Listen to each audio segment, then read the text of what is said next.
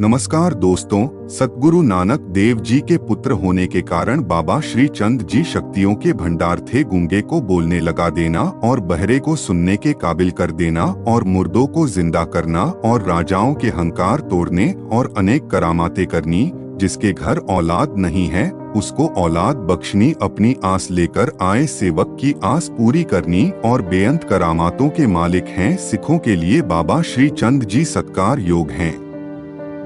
बाबा श्री चंद जी सतगुरु नानक देव जी के पुत्र होने के कारण बहुत सत्कार योग हैं। सतगुरु नानक देव जी ने सिख पंथ की स्थापना की और बाबा श्री चंद जी को उदासियों का गुरु बनाया। तो साध संगत जी, एक बार बाबा श्री चंद जी एक नगर में धुना लगाकर करतार के ध्यान में लीन थे। चेहरे पर बहुत तेज था और करतार के ध्यान में अंदर ही मस्त थे। तो इतने में एक बिहार का सन्यासी अपने साथ 360 चेलों को लेकर देवी हिंगला जी के दर्शनों के लिए जा रहा था। तो अचानक उसकी नजरें बाबा श्री चंद पर पड़ी। तो जब उसने बाबा श्री चंद जी को इस तरह अंतर ध्यान देखा तो उसने ऐसा समझा कि जैसे खुद परमात्मा ही धरती पर आकर आसन लगाकर बैठा हो। बाबा श्री चंद जी के तेज को देखकर उनकी ताप ना सहन कर सका, वहीं का वहीं खड़ा रह गया। बाबा जी की मनमोहिनी सूरत ने उसके मन को मोह लिया और अंदर ही अंदर सोचने लगा कि ऐसे महान तपस्वी के दर्शन जरूर करने चाहिए। प्रेम की तार के साथ खींचे चले उस बिहारी सन्यासी को अपने इष्ट भगवान के रूप में बाबा श्री चंद जी के दर्शन हुए और महाराज जी के पास अपने चेलों के साथ आकर दर्शनों के लिए हाजिर हो गया। चरणों में नमस्कार कर कर बैठ गया और अंदर ही सोचने लगा कि इन्हें देखा जाए कि यह कितने पहुँचे हुए साधु है। तो उसके मन में यह बात आई ही थी कि उतनी ही देर में महाराज जी की समाधि खुल गई। तो बाबा जी ने नाम खुमारी से भरे हुए नैनों के साथ उस सन्यासी की तरफ देखा। बस फिर क्या था, बाबा जी के नूरी नैनों के वार उस सन्यासी से नहीं झेले गए। तो उसने सिर झुकाकर अपनी वृत्ति महाराज जी के चरणों में जोड़ ली और निमाना होकर विनती की कि महाराज जी इस गरीब पर कृपा करो। तो बाबा जी उसके दिल की बात जान गए और कहने लगे, हे गिरी भगत जी, यह इतनी बड़ी भीड़ लेकर कहाँ जा रहे हो? तो आगे से भगत जी बोले कि स्वामी जी, देवी हिंगला जी के दर्शनों के लिए जा रहा हूँ। तो बाबा श्री चंद जी ने मुस्कुराते हुए कहा कि भगत जी, सभी साधु आपके साथ ही हैं। तो भगत जी ने कहा कि जी महाराज, यह सभी मेरे साथ हैं और मेरे चेले हैं और यह सभी के सभी हिंगला जी के दर्शनों के लिए मेरे साथ जा रहे हैं। तो उस गिरी सन्यासी ने महाराज जी को यह बातें कही, लेकिन अंदर ही अंदर वह महाराज जी की परख करना चाहता था। तो महाराज जी ने उसके अंदर की सभी बातें जान ली और महाराज जी कहने लगे कि अब जाने से पहले यहाँ पंगत लगा ले और भोजन ग्रहण कर ले और उसके बाद यहाँ से जाना। तो यह सुनकर सन्यासी हैरान हुआ, यह कैसे संभव होगा? कहीं पर कोई भट्ठी नहीं जलती दिखाई दे रही, कोई सब्जी नहीं पकती दिखाई दे रही, तो फिर यह कैसे संभव होगा? और फिर इतने साधुओं का भोजन तैयार करना इतना आसान भी नहीं है। लेकिन जल्दी ही उसकी यह शंका भी दूर हो गई। तो उसने महाराज जी की गजब लीला देखी। बाबा जी ने भाई कंबलिया जी से एक पतीले के ऊपर लाल कपड़ा रखने के लिए बोल दिया और हर साधु की मर्जी पूछकर उसकी इच्छा अनुसार भोजन उस पतीले में से निकालकर भाई कंबलिया देते गए और साधु बहुत ही प्रेम के साथ भोजन ग्रहण करते गए। तो जब सभी ने भोजन ग्रहण कर लिया तो उस सन्यासी ने महाराज जी के चरणों में अपना सिर झुकाया और उनको प्रणाम कर कर और अपने चेलों के साथ माता हिंगला जी के दर्शनों के लिए चल पड़े। तो वह सन्यासी जब चल पड़ा तो थोड़ी ही दूर जाकर रुक गया, क्योंकि उसके पास एक छोटा सा पारस का टुकड़ा था। जब भी साधुओं को भूख लगती थी तो वह उस पारस के टुकड़ों को किसी वस्तु के साथ छुआ करके उसे सोने में तब्दील कर देता था और फिर सोने को किसी गांव में जाकर बेचकर रसद लेकर आता था। तो उनका वह पारस का टुकड़ा बाबा जी के पास ही रह गया, इसलिए वह उसको वापस लेने के लिए बाबा जी के धुने के पास आ गए। तो गिरी सन्यासी का चेहरा खुश्क पड़ गया, उनकी आंखों के आगे अंधेरा आने लगा और टांगे लड़खड़ा रही थी। तो जब इस तरह की दशा बाबा श्री चंद जी ने देखी तो बाबा श्री चंद जी ने अपने मुखड़े से कुछ वचन किए कि आओ भगत जी, क्या बात है, कौन सा विचार अब आपके मन में आया है, जो फिर अपने चेलों के साथ आकर दर्शन दिए हैं। अब आपकी क्या ख्वाहिश है, छुपाए ना, दिल खोलकर अपनी बात करें। आओ बैठो महापुरुषों संत, कोई बात नहीं छुपाते। बाबा जी के ये वचन सुनकर सन्यासी गिरी बाबा जी के चरणों में गिर पड़ा और रो रो कर दातार के चरण आंसुओं से धो दिए। तो बाबा जी ने उसे उठाया और कहने लगे कि भगत जी बताएं कि ऐसी कौन सी विपदा आ गई है, आपने ऐसे क्यों रोना शुरू कर दिया है, किस चीज की कमी हो गई है, इतना वैराग क्यों हो गया है, आप हमें बताएं, हम आपका दुख दूर करने की कोशिश करेंगे। आखिर ऐसी कौन सी बात है जिसका इलाज नहीं है, हमें बताएं, कुछ भी छुपाएं ना। तो जब भगत जी को बाबा श्री चंद जी ने इस तरह के वचन कहे तो भगत जी को कुछ दिलासा हुआ।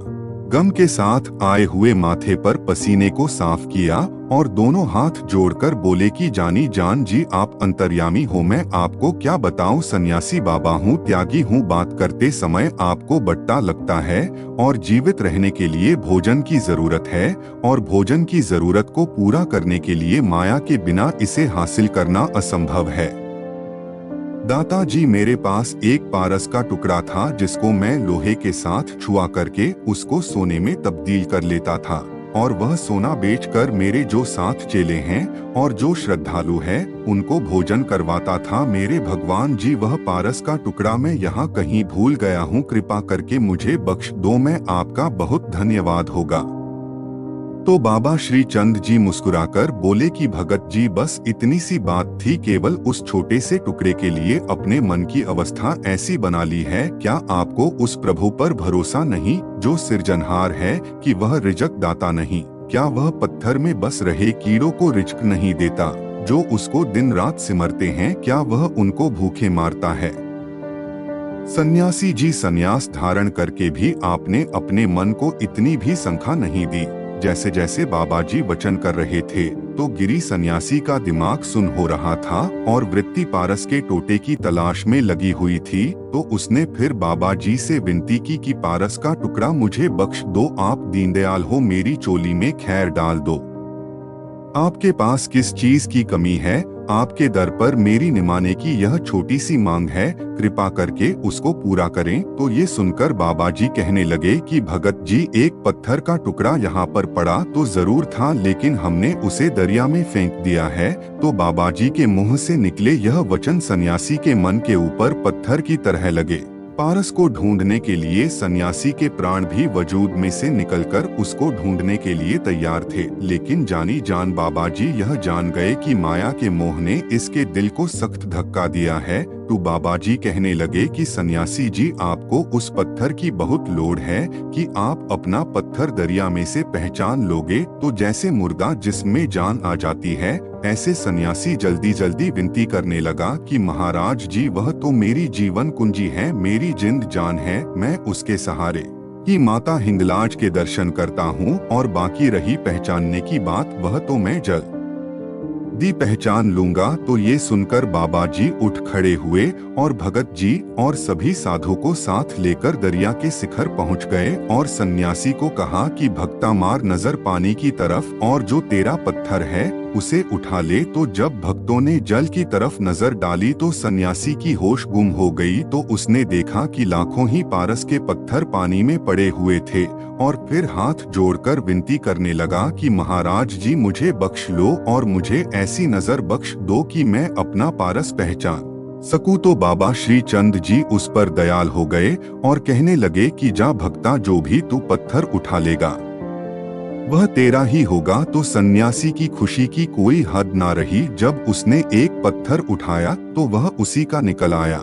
तो ये देखकर उसने बाबा श्री चंद जी के चरण पकड़ लिए और विनती की कि अब आज्ञा दें। लेकिन बाबा श्री चंद जी उसकी अच्छी तरह से तसल्ली करवाने के लिए उसको अपने साथ धुने पर ले आए और फिर नई तरफ से वचन विलास शुरू किए। बाबा जी कहने लगे कि भगत जी, अब आप हिंगला जी के दर्शनों की इच्छा रखते हो? तो सन्यासी ने कहा, जी हाँ, अब आप मुझे आज्ञा दें। तो उसके बाद बाबा जी के मुख से प्यार भरे वचन निकले। बाबा जी कहने लगे कि भगत जी, अगर आप कहो तो आपका सफर खत्म कर दें, आपको माता हिंगला जी के दर्शन यहीं पर करवा दें। क्या आप यह दिल से चाहते हैं? तो बताएं। तो बाबा जी के यह अचंभित वचन सुनकर वह कहने लगे कि बाबा जी, यह कैसे संभव हो सकता है?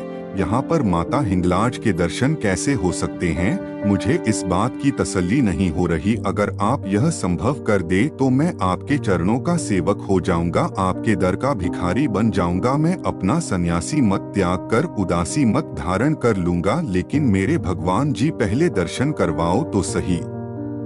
इतनी देर क्यों लगा रहे हो? तो बाबा जी कहने लगे कि भगत जी, आप अपनी माता हिंगला जी को पहचान लोगे? तो भगत जी कहने लगे, महाराज क्यों नहीं, जरूर पहचान लूंगा। माता जी की सूरत तो मेरे दिल में बसती है। मैं उनको अपने दिल के तख्त पर बिठाई बैठा हूँ, लेकिन साक्षात तो उनके भवनों तक तो पहुँचकर ही दर्शन हो सकते हैं। बाबा जी भगत जी के भूलेखों को देखकर मुस्कुरा रहे थे और भगत जी के प्रेम को लेकर प्रसन्न भी थे। और बाबा जी कहने लगे कि बताएं भगत जी, क्या मर्जी है? क्योंकि आपकी मर्जी के साथ ही हमारी मर्जी है। अगर आप कहे तो माता पर तक हो जाएं। गिरी भक्तों की हालत देखकर बाबा श्री चंद जी ने अपने धुने पर सेवा कर रही एक वृद्ध माता को कहा कि अपने भगत को दीदार दे। तो इतना कहने की देर थी कि वह माता हिंगला का रूप अष्टभुजी माता बन गई। तो भगत की हैरानी की कोई हद न रही। तो उसने खूब माता के दर्शन किए और फिर बाबा श्री चंद जी के चरणों पर पड़ गया और विनती करने लगा कि कृपा निधान जी बख्श लो, मुझसे भारी गलती हो गई है। मैं भूलेखे में ही पढ़ा रहा, मुझे नहीं पता था कि माता हिंगला जी आपके द्वार पर ही बसती है। बाबा जी, आप शक्तियों के भंडार हो, इस निमाणे को अपना सेवक बना लो। तो बाबा जी उसकी यह बातें सुनकर बहुत प्रसन्न हो गए और दया में आ गए और बाबा जी ने उसको अपना सेवक बना लिया और उसको भगत भगवान की महान पदवी बख्शी और उसको धर्म का प्रचार करने की शक्ति दी। तो बाबा भगत भगवान जी ने उदासी मत धारण करके 360 गद्दियां पूर्व में कायम की थी। साध संगत जी, इस प्रकार सभी का स्थान दरबार साहिब श्री अमृतसर साहिब में मौजूद है और जो दर्शन अभिलाषी बड़े प्रेम और प्यार के साथ श्री अमृतसर साहिब दर्शन करके आते हैं, उनको महान सुख की प्राप्ति हो जाती है। मुक्ति की आस लेकर जाने वाले भक्तों को मुक्ति प्राप्त होती है। साध संगत जी, आज के प्रसंग की यहीं पर समाप्ति होती है। प्रसंग सुनाते हुई अनेक भूलों की क्षमा बख्शे जी।